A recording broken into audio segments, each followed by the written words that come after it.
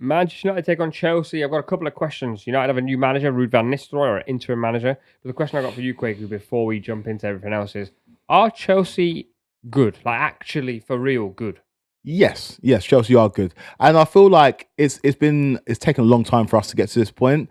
But I'm now at the point as a Chelsea fan where we go into games, I expect us to beat teams, and I didn't have that last season. If we won, maybe towards the back end of last season, when we went on that run under Poch, I expect us to go into games and convincingly beat the teams that we should beat.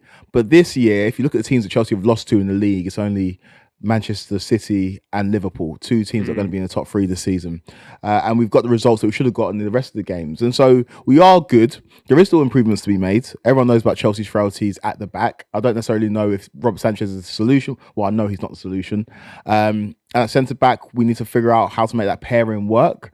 But when I look at Chelsea going forward, I look at Chelsea in midfield, we're starting to see a semblance of a team that in a year or so should be challenging for the top honours in this country. So the reason I asked you is, are Chelsea good? Because the last 5 games, you beat Newcastle 2-0. So you lost to Newcastle 2-1, 2-0. You beat them 2-1. You beat Panathinaikos 4-1, lost to Liverpool 2-1, and drew with Forest 1-1. Yeah. Is that good? Yeah, because what's good? I'll ask you, what is good? For me, you saying Chelsea expect to win games is interesting, because then I would say, so you take on Manchester United this weekend, despite manager getting sacked, this is still that Manchester United of a week ago. Do Chelsea expect to win this game? Yes, I think all that Chelsea fans at this stage, if we don't beat Manchester United, will be very disappointed. I understand there might be an element of new manager bounce, but this is a Chelsea side that haven't won at Old Trafford in a decade. It's a Chelsea side that have struggled at points against the better teams or the bigger name teams in the Premier League. It's a Chelsea side that, by every metric this season, are better than Manchester United. And we can put aside their result in the League Cup to one side. I feel like this is a Chelsea team that go to that game at Old Trafford with full confidence. And I feel like with the players that we've got and the performance levels that we can get to with those players, we should win that game. We should, and I can't see a path to victory for Manchester United. Hence why I believe that Chelsea should go into that game and win it. So what makes that interesting is because United it's really difficult to preview a game when a new manager's come in, even if it's just the interim manager, because United look completely different in their win against Leicester. I think they, prior to the Leicester game, are definitely in the league, United have the worst XG in terms of goals scored from the XG they've had, if that makes sense. Whereas in this cup game, they scored 5 against Leicester. And I did watch the game, and I thought Bruno Fernandes looks more free. Yeah. Rashford looked more free. Garnacho, like all these players, like generally, even the guys on the bench were looking happier, just a bit more cheery. The vibes were better. And you know me, and I know you, we trust vibes a lot more than we trust anything else. Of course. Old Trafford, Ruud van Nistelrooy's first league game, maybe even his last league game if Haroon comes in. That, for me, then changes the situation of his game. No, you're not wrong. You're not wrong, because even if players aren't, if Amram's not there, players are still aware that he's coming in, they want to impress. And so the emphasis is different. And the vibe, like you say, is different. And also, I get slated for this all the time. Kickoff times are very important. Kickoff times are very, very important. You do love kickoff times. And with the clocks changing, it means that a 4:30 kickoff on a Sunday is under the lights. Old Trafford under the lights is very different to Old Trafford during the daytime. Same as Anfield as well. Anfield under the lights is a completely different prospect. So Old Trafford will be rocking. It'll be the first time in the league that the fans can really get behind Ruud van Nistelrooy, a legend of the club. A lot of fans thought that he might be the man long term for the job. He's not, obviously. And so Chelsea have got to temper that. They've got to deal with that situation. But this is still Manchester United. And I want to ask you, if you are looking at it from a Manchester United's point of view, where they've struggled this season is in the midfield. They've had different combinations. Ugarte hasn't really settled in. Eriksen's become more prominent than we expected. So, and for me as a Chelsea fan, our midfield's probably our strongest element right now, apart from our attack. Obviously, we've got Caicedo and Lavia in midfield. What is the best midfield combination for Manchester United to take on Lavia and Caicedo? Well, this is interesting because Casemiro, prior to the Leicester game, people were saying he's done. Now, I actually think quietly he's been okay this season. He's just getting punished for what he did last season. Then Ugarte next to him. I don't really see that midfield ever working because you've got two guys who want to win tackles. Their responsibility on Casemiro in possession is a little too much. Ugarte isn't someone you want in possession. And on the flip side, if I was a Chelsea fan, I'm comfortable with Lavia, Caicedo, and Palmer in possession. Yeah. And then also Chelsea will probably invert James at times as well. So that makes it a really interesting duel for me. But United's options in midfield are really limited. It's Eriksen, Ugarte, or Casemiro. Mine is injured. I then go, out of those three, I've got to pick the two that can run the most. Which really is Ugarte, but even he's not the one that I want charging around. Effectively, I would actually go the other way and say, ignore the midfield. Like, in this game, lose the midfield battle, surrender, bypass it. Yeah. Almost bypass it, because Chelsea will, even against Liverpool, Chelsea pass through Liverpool's midfield, which has been so good this season. I think you bypass the midfield and play in wide areas, because that's where I think Chelsea have struggled at times. Because Noni Maduka is not doing the legwork coming back. If Neto's playing on the left, he won't do much, and then you can isolate James and Gusto depending on which side they play on. That's where I think Liverpool got the joy against Chelsea. That's where I think United could, because Garnacho scored 2 in midweek. And I think that's probably where United have their most strength, despite Rashford's lack of form. You have Diallo, you have Garnacho, then you can get the ball into central areas for Bruno. But it's a strange one, because like you said, if you look at Chelsea 11, it's a really good team now. I agree. It's a very good team. And I get criticised by some Chelsea fans because I don't heap the praise on Cole Palmer that they believe I should do.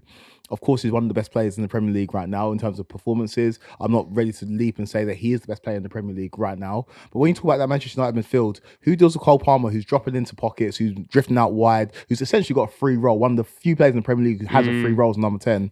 Who in Man United is capable of stopping Cole Palmer, who's on fire this season? I don't think there is anyone, to be honest. And I think the beauty of Cole Palmer's game is almost that when he's switched off, he's switched on. He's often just waiting. Good point. The Newcastle goal, where Newcastle's midfield all shifted to the left-hand side, he just waited on the opposite side. And I think these days there's this obsession with midfielders or players in central areas. Why can they drop in to receive the ball? I think he's almost a little bit traditional and says, I'm going to hang in my position. If Guimaraes wants to run around, you can, and I'm just going to wait. That is going to be Manchester United's biggest problem to deal with, because also Lindelof and De Ligt won't want to step in. Lisandro Martinez started at left back. He's not going to tuck in. Now you're just leaving probably the most dangerous player in the league free. I want to talk about Jackson as well, because I think in fact, why am I talking about him? You tell me about Nicholas Jackson. Do you know what? I get accused of underhyping Cole Palmer, but right now I'm going to take the opportunity to overhype Nicholas Jackson. I don't need to hype Cole Palmer. He's got enough hype. We open the newspaper, you see people talking about Cole Palmer or writing about Cole Palmer. You turn on the radio, turn on TV, everyone's lauding praise on Cole Palmer. I think with football, it's often about the way you start in terms of perception. So the perception of Nicholas Jackson is, he's okay. He stretches defences, misses a lot of chances, isn't that clinical, will be a substandard striker in the Premier League. I'm telling you right now that by the end of the season, we're talking about Nicholas Jackson, if not top 5 strikers in the league, top 3. He's that good. He's that good. And if you look at the game against Newcastle, it wasn't necessarily the goal. But we can talk about the goal in terms of the ball from Cole Palmer to Neto. Neto beats his man, crosses it to Nicholas Jackson. Last season, he misses that goal. This season, confident, bang, straight in. It's the way he plays the game. It's the way he drops deep. It's the telepathy he's got with Cole Palmer. It's his ability to drift out wide, also pull the defenders with him, drop deep as well, and then play that clinical pass.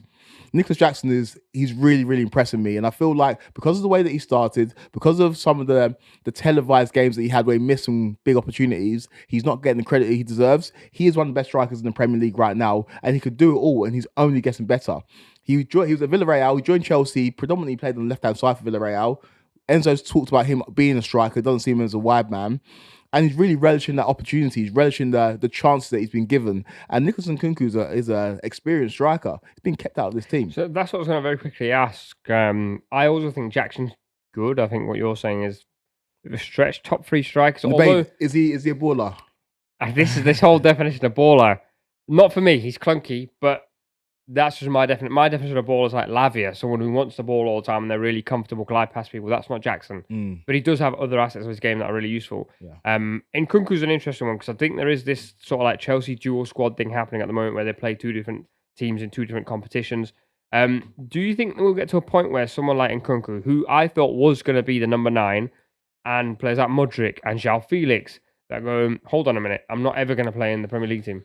It's a funnel, right? So at the beginning of the season, you have so many games because you're in the Carabao Cup. In Chelsea's case, you're in the Conference League, and the FA Cup starts in a month or so. But then that funnel narrows as you go out of competitions. And so I can understand Chelsea's frustration, or Chelsea fans' frustration, when you play the B team against Newcastle, a complete B team, without blending it, and you go out.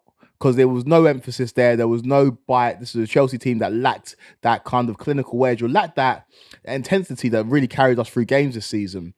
And so with this B team conundrum, the more competitions you go out of, the less games they have to play. And the more noise you might start to hear. I think Christopher Nkunku is more than happy, not more than happy, but right now he's been sufficed or being fed, because he's playing in the Conference League, he's playing in the Carabao Cup. Now there's no more Carabao Cup. And so if you're a striker like Nkunku, like, I can probably go and play for some of the top teams in Europe, and I'm not playing. I'm on the bench for Chelsea, and I'm looking at Nicholas Jackson, who I think I'm a better player than ahead of me. it might start to cause some issues. What Enzo Maresca has done really well is quieting down that noise in terms of just making sure that people know what their roles are. The B team know that they're B team and the A team know that they're A team. If you perform well for the B team and the A team gets some injuries or a lack of form, you might be able to push into that team. But everyone knows their role. I do think going out the cup competition could harm us further down the line when you've got a squad of 22, 23 players that could be starting and only half of them are. So watch that situation carefully. But I feel like with a player like Nkunku, you just need to buy this time. Chelsea fans remember this. Last summer, before the season started, Nkunku and Jackson both played together in pre-season and dovetailed perfectly. Obviously, they both get injured, or Nkunku gets injured. We don't see him last season. But I feel like there will be a point where Jackson and Nkunku play together because we're a flexible team. I mean, you've got a nice dilemma that I don't think Ruud van Nistelrooy has because he's got a very depleted squad. Score predictions for this one. I'll go first. I've got a feeling it's going to upset you. I think Manchester United are one of the most unique clubs in the Premier League that... Don't do it. When the mood is good, honestly, when the mood is good at Old Trafford, at Anfield, places like that, like you said, under the lights, I'm using your theory, I think crazy things can happen. I think United win 3-2. I can't believe you've done that. I know, bear in mind all the things I've said about United this season so far. Not a chance. Chelsea will concede, you're right, in terms of us conceding goals. I don't think we'll concede 3. I think Chelsea win 2-1.